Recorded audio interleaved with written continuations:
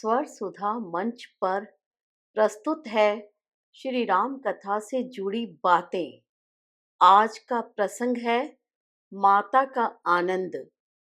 आज माता कौशल्या के भाग्य की समता करने की क्षमता देव धनुज पितर यक्ष मनुष्य गंधर्व किसी के अंदर नहीं है।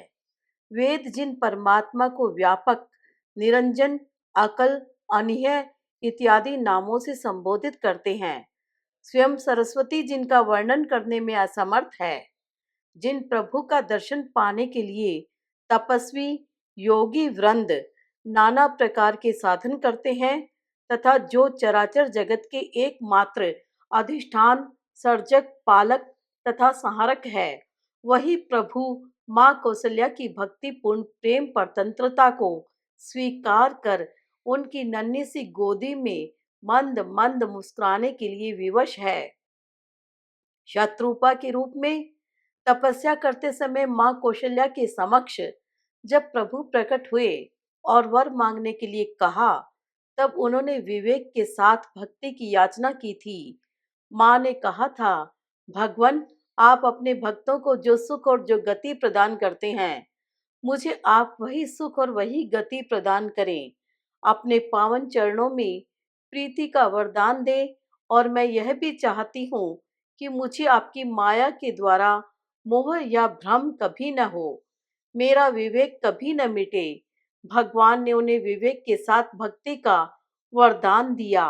विवेक के वर को पूर्ण करने के लिए पहले भगवान चतुर्भुज रूप में कौशल्या के समक्ष प्रकट हुए और भक्ति के वर को पूर्ण करने के लिए भगवान माँ के आदेश को स्वीकार कर शिशु रूप में रुदन करने लगे।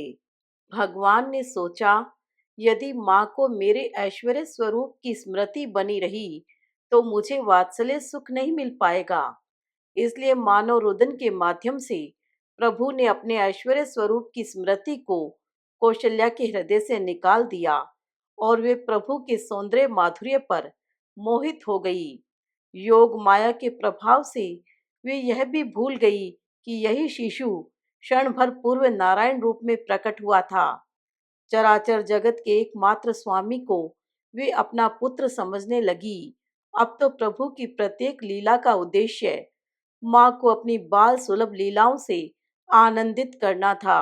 सामान्य बालक की भांति कभी श्री राम रो पड़ते, कभी इधर उधर पांव मारते, कभी माता के माथे की बिंदिया छूने का प्रयास करते और कभी अपनी तोतली बातों से माता का मन मोह लेते थे।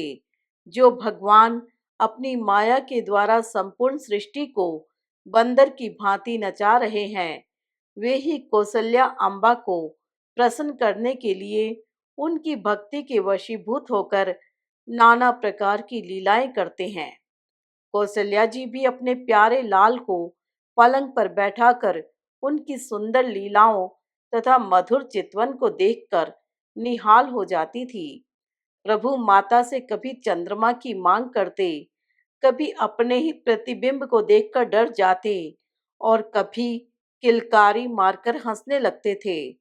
भगवान की दिव्य लीला में आकंठ डूबी माँ कौशल्या को दिन रात के बीतने का भी भान नहीं रहता था।